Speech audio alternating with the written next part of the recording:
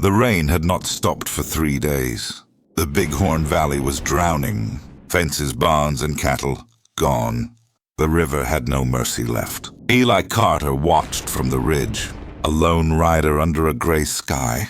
The wind carried the smell of wet soil and thunder. He thought he had seen the worst of storms. But this one felt different. Then, through the curtain of rain, he saw her.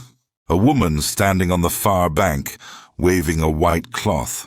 She was screaming for help, and in her arms a small bundle moved. Eli tightened his grip on the reins. He kicked his horse forward, straight into the flood. The current hit him like a wall. Water climbed to his chest. His horse fought the pull of the river. Eli leaned forward, eyes fixed on the woman ahead. "Hold on!" he shouted. Her fingers clung to a broken post. The bundle in her arms began to cry. A baby. He reached her. "Give him to me." She hesitated, then let go. He took the child, lifted her onto the saddle, and led the horse back through the storm. When they reached the far bank, all three collapsed in the mud, cold, soaked, barely breathing. The woman whispered, "Please, he's burning up." Eli looked at the child. The baby's face was red with fever. They found an old cattle barn half standing. Eli built a fire from wet wood. The smoke stung their eyes, but the heat was real. He took off his coat and wrapped it around her shoulders. "You from Riverton?" he asked. She nodded weakly. The flood took everything. He studied her. Pale skin, auburn hair, trembling hands. "What's your name?" "Grace," she said quietly. "Grace Miller." He nodded. "Eli Carter." The baby whimpered. Eli wet a rag with cool water, placed it on the child's head. Grace's voice broke the silence. "You have children?" "No," he said. "Never did." The wind pushed rain through the cracks in the wall. Outside, thunder rolled. At dawn, the storm softened. Mist rose from the valley below. Eli saddled his horse, Josie. "We can make it before nightfall." Grace nodded, clutching the baby close. They rode through the wet fields, silence heavy between them. The land was broken, fences twisted, trees split by lightning. The only sounds were the horses' hooves and the baby's quiet breathing. After a while, Grace spoke. "You know this place well?" Eli nodded. "Used to work it." "Long time ago?" "For who?" she asked softly. "The Tucker brothers," he said. Grace froze. Her grip on the child tightened. Her voice trembled as she said, "Then you were in Dry Creek." Eli didn't answer right away. His eyes dropped to the ground. "Maybe," he said finally. "Years back." Her voice was low, trembling. "That's where my husband died." Eli's breath caught. "I didn't shoot him," he said quietly. Grace's eyes burned through the rain. "But you watched." He didn't deny it. He couldn't. The baby whimpered again. Grace turned away. The wind carried the smell of wet pine. Neither of them spoke the rest of the way. By evening they reached his cabin. Small, lonely, standing firm on the ridge. Smoke rose from the chimney as Eli lit a fire inside. Grace laid the baby near the warmth and sat down, eyes fixed on the flames. After a long silence, she spoke. "His name was Henry Miller. They said he stole cattle, but he didn't." Eli stared into the fire. "I know," he said. Grace turned sharply toward him. "How would you know that?" "Because Calhoun paid for it," Eli said. He wanted a warning scent. Grace's face turned pale. "He's alive?" Eli nodded slowly. "Last I heard. Runs a mine down in Riverton." The fire crackled between them. Grace stared into it, her jaw tight, eyes cold. "Then he'll see me soon." Eli didn't answer. He just watched the flames dance. The cabin walls creaked as wind swept through the valley. Outside, the storm had ended. Inside, a different one had just begun. The days that followed were quiet. The rain had stopped, but the valley was still heavy with silence. Eli spent his mornings outside, repairing what the storm had broken. He mended fences, gathered wood, and cleared the mud from the trail. Grace stayed inside with the baby. Sometimes he could hear her humming, low, soft, like she was trying to calm the world itself. When the sun came out, the air smelled of wet grass and ash. The land was scarred but alive. At night, Eli would sit by the fire while Grace rocked the baby near the window. She no longer looked at him with anger, just something he couldn't name. One night she spoke. "Do you believe people can change?" Eli didn't look up from the fire, only if they stop lying to themselves. She nodded slowly. "Then maybe you can." Outside, the wind howled softly through the trees. The baby shifted in her arms and went back to sleep. For the first time since the flood, the valley felt almost peaceful. Days turned into a week. The river began to calm. Its muddy waters left behind a thin layer of silt and secrets. Eli rode down to the lower valley one morning, searching for driftwood. The ground was soft, the air thick with the smell of decay. He moved through fallen branches, broken carts, and tangled roots. Then he saw it, something caught beneath a tree trunk. He stepped closer, a man's hand. He pulled it free from the debris. The body was swollen and pale, clothes torn by the flood. A face he recognized, one of the Tucker boys. He stood there for a long moment, rain dripping from his hat. Another ghost from the past, another debt that would never be paid. Grace came down later, carrying the baby in her arms. She looked at the body, then at Eli. Her voice was steady. "You knew him?" Eli nodded. "Yeah, worked for him once." She didn't say another word. Eli buried the man on a small hill by the riverbank. He built a wooden cross from driftwood and stood it in the earth. Grace watched from a distance, the baby silent against her chest. When he finished, she asked quietly, "You believe in God, Eli?" He paused, then said, "Used to." "What changed?" she asked. He looked toward the horizon, the gray sky hanging low. "The things men do when they think he's not watching." Grace didn't answer. The wind lifted her hair as she turned and walked back toward the cabin. Eli stayed there a while longer. The cross leaned slightly in the soft earth.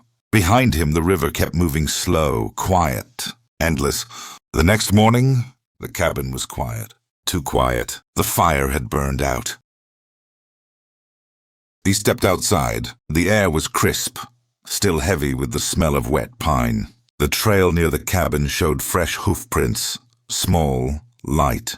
Grace's. Inside, on the table, lay a folded piece of paper. The ink was smeared, but the handwriting was careful. He sat down, unfolded it slowly. "Eli, you were right. Calhoun's alive. He's the one who paid them to kill Henry. I'm taking Samuel to Riverton. If you want redemption, meet me there." Grace. Eli stared at the letter for a long time. The words blurred, but the meaning burned clear. He stood, folded the paper, and slipped it into his coat pocket. The chair beside the fire creaked as the wind moved through the cabin. Her shawl still hung on the wall. A small sock from the baby lay by the hearth. He picked it up, turned it in his hand, then set it down again. Outside, the valley was silent. No sound, but the whisper of water still running through the gullies. He walked to the stable, ran a hand down Josie's neck. The horse looked at him like she knew. "Yeah," he said softly. "We're going." He packed what little food he had left, jerky, bread, a flask of water.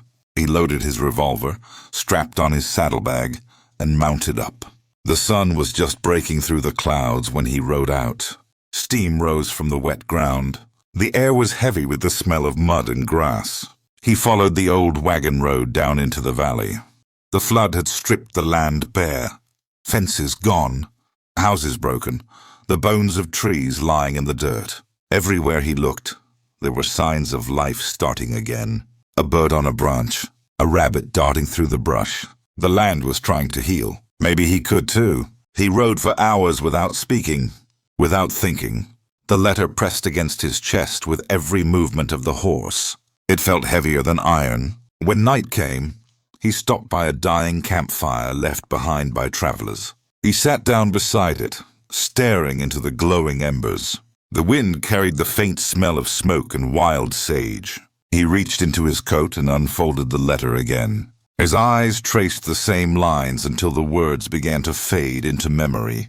If you want redemption, meet me there. He folded it once more, slipped it back inside his pocket, and looked up at the stars. Riverton, he whispered. Guess I'll see you again, Grace. The fire flickered. Josie shifted her weight, snorted softly. Eli lay back, staring at the night sky, thinking of a woman, a child, and a past that refused to stay buried. Eli reached Riverton by the second evening. The road had turned into little more than mud and memory. The town stood half alive, broken buildings, shattered windows, and silence. The saloon door swung loosely in the wind. A dog barked once, then disappeared into an alley. Only the mine at the edge of town still had light, a warm orange glow flickering through the mist. He tied Josie by the fence and walked closer. The closer he got, the more he felt the weight of every mile behind him. Each step echoed with a sound he remembered from years ago. Boots on dirt, before a gunfight. At the mine entrance, voices carried through the damp air. A man's rough and cruel, a woman's steady, sharp, and calm. Eli stopped in the shadows. Grace stood there, revolver in hand, the baby's basket resting beside her feet. Facing her was Calhoun, older now, gray hair matted, vest stained with dust and sweat. You came all this way for nothing, Calhoun sneered. His voice was like gravel grinding in the dark. Grace didn't move. Her voice came low but clear. You took everything from me. Calhoun laughed. Business is business, Mrs. Miller. Your husband made a mistake. He paid for it. Eli stepped out of the shadows. The lantern light caught his face, and Calhoun's grin faded. You, Calhoun said slowly. You were one of mine. Not anymore, Eli replied. Grace turned, shock flashing across her eyes. Eli's hand rested on his gun, calm, steady, deliberate. It's over, Calhoun, he said. You don't get to hide behind business anymore. Calhoun's lip curled. You think she'll forgive you for what you did? Grace's hands shook. Her revolver trembled, the barrel lowering slightly toward the ground. I don't need to forgive him, she said.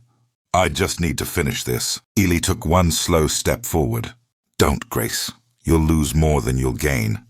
Calhoun chuckled darkly. Still trying to be the good man, Carter? Too late for that. The old man's hand drifted toward his belt. The sound of rain outside filled the silence. Grace looked from one man to the other, the one who had destroyed her life, and the one who had watched it happen. Her breath came fast. Calhoun's fingers twitched. Eli saw it first. He drew. One shot thundered through the mine. The echo rolled through the valley like the flood had returned. Calhoun staggered, eyes wide, a dark bloom spreading across his chest. He fell without a sound. Dust settled inside the mine. The echo of the gunshot hung in the air like a memory that refused to fade. Grace stood frozen. Her revolver lowered slowly. Calhoun lay on the ground, eyes open but empty. Eli watched the life drain from him and said quietly, It's done. Grace looked at him, voice barely a whisper. You didn't have to do that. Eli nodded. I know, but I had to finish it. He touched his shoulder. Blood soaked through his coat. Grace stepped closer, reached for him. He shook his head and smiled faintly. I'm all right. The baby stirred in his basket, crying softly. Grace lifted him and held him tight, tears mixing with the dust on her face. Eli watched in silence. Outside, the storm had passed. Light filtered through the mine entrance, touching the dust in the air like gold. Grace looked at Eli again. What now? You raise your boy, he said softly. Give him a life better than ours. She nodded. What about you? He looked toward the horizon. I'll ride. That's what I do. Before he left, he picked up a scrap of paper from a desk near the wall. He wrote a short note. Sheriff, Calhoun's dead. Tell his men the flood took him. Let the widow rest. He folded it and set it beside the lantern. Then he looked back one last time. Goodbye, Grace. She said nothing, just watched as he walked out into the sunlight. Weeks passed. Then months. The valley healed slowly. Grass grew where the flood had torn the earth. Riverton rebuilt its roads and its faith. Grace built a small house near the river. The boy grew strong, bright eyes, gentle hands. She told him stories of a man who rode through the storm to save them. Sometimes at sunset, she saw a rider on the ridge, far away, outlined against the light. Never close, never gone, just watching. The boy would point and ask, "Mama, who's that man?" Grace smiled softly. "He's a friend," she said. "The man who saved us." The child laughed. "Will he come back?" Grace looked toward the setting sun. "Maybe, when the water rises again." The wind quieted. The river whispered below the porch, and the world felt at peace.